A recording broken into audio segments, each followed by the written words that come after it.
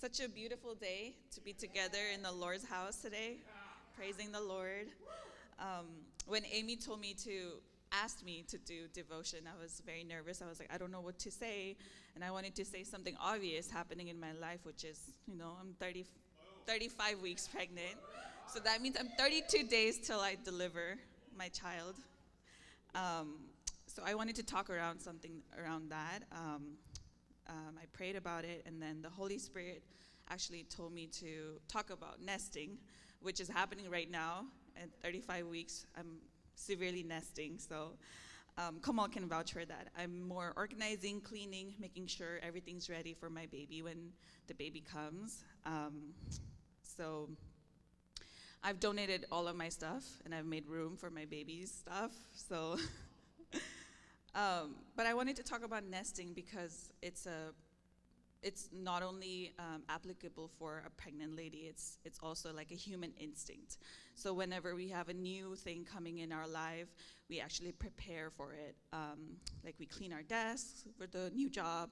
We, if a guest comes, we try to make our house look pretty. We shove everything in our room and hopefully nobody sees it, So we all nest.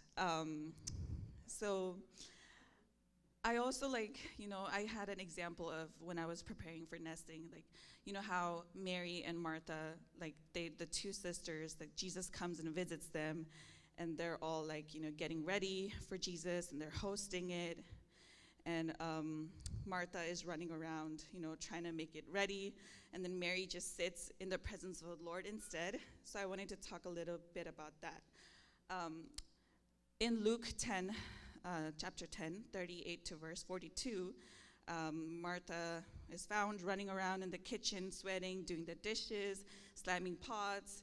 And Mary just sits on the floor at Jesus' feet, listening to him talk. And Martha snaps and then basically says, Lord, don't you care that my sister has left me to do all the work by myself?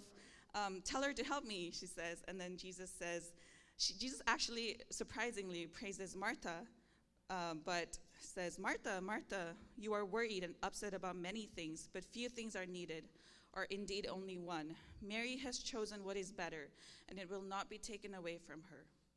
Jesus literally praised Mary for sitting down and slacking off on the housework just to listen to him. So we can learn a little bit something from that, especially me. If we want to learn how to spiritually nest the Mary way, because God cares about our spiritual readiness more than our physical space, So if we want to learn to spiritually nest the Mary way, we have to start by dropping the metaphorical cleaning routine. We must stop letting our frantic anxieties, our busy schedules, and remembering that chores can wait, but our souls cannot wait. So we also need to stop over-decorating our lives,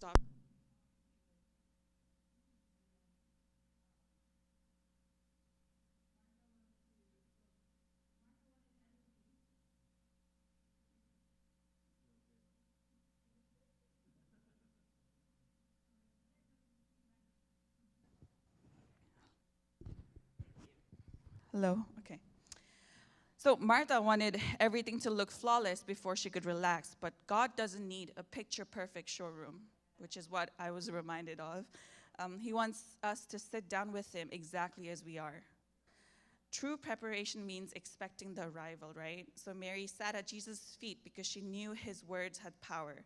And we need to start living like that too. Like we actually are trying to get answers from him, and God is answering our prayers, and that we can show up the way we are. My house might look like an organization project right now, but I'm learning that God doesn't need us to be, again, perfectly organized.